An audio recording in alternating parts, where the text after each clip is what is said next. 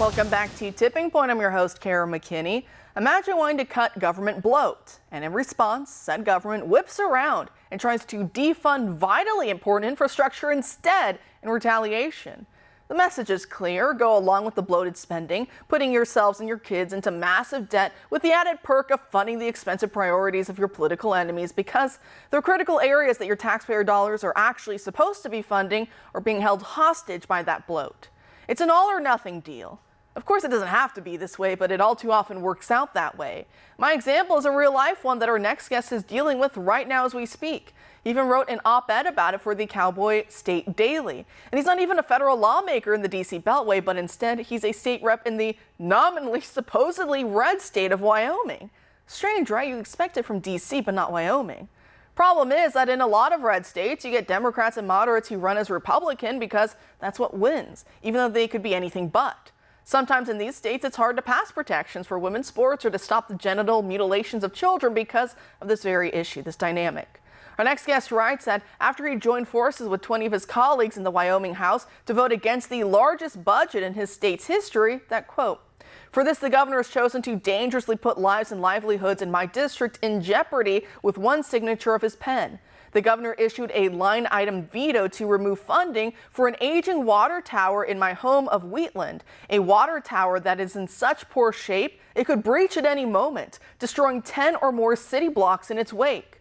Within the area of this aging tower are countless homes, churches, a nursing home, a school, and more. I believe that we should always attribute to misunderstanding what could otherwise be attributed to malice, and I'll never impugn someone's motives for cheap points. Governor Gordon is playing politics with people's lives, and he even said so himself. In his veto letter, the governor stated clearly that the reason for removing funding for the water tower was due to my vote against the budget. Following the lead of local legislators who voted against the budget, thereby indicating their regard for the inclusion of this project in the budget, I have removed this provision. Not only is this move reckless and vindictive, it is also likely unconstitutional," end quote. Joining us now to discuss is Wyoming State Representative Jeremy Haroldson of District 4. Representative Haroldson, thanks for being here tonight. Thank you, Kara, for allowing me to be on. Great. So it's an interesting situation what we're dealing with here in Wyoming. It really is. And I mean, as we just heard, do you believe that this action taken by the Republican governor of your state, Mark Gordon, is actually unconstitutional? Can you explain that for us? Absolutely. So I think there's two aspects of this unconstitutionality. Number one, Article 14 of the U.S. Constitution basically states that no government shall enact a law that will basically render any services away from any people in that state. And so there's that conversation. But if you go actually to the Wyoming Constitution, in Article 4, Section 10, about 7 lines down, there's this entire conversation in Section 10 about bribery or coercion by a governor. And then it says in about 7 lines down, it says that if he is menacing or any member by threatening the use of his veto power. And so in that, he used his veto power to eliminate the funding for this water tower that we put into the ARPA spending side of the budget.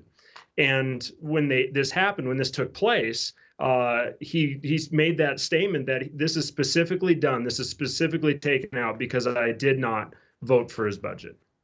I mean, and how nasty and vindictive is that? Like you're talking about that, you want to make a stand against a bloated budget, right? Because every year, whether we're talking about the federal budget or we're talking about state budgets or local budgets, it seems that these governments all think that they can keep spending us into debt and then going and going and going and leaving us in massive debt all the time. And so someone like you says, hey, wait a second, let's cut back. Let's get back to the basics, to the priorities, something like a water tower, right? That's vitally important infrastructure. But what does it tell you when some of your colleagues and then even the governor himself that they're trying to hold important areas where your tax dollars, like you would agree, I would agree, our taxpayer dollars should be going to, but they hold it hostage by saying, well, if you want that, you're going to have to go with everything else that I want, no matter how much it hurts you or the constituents that you represent?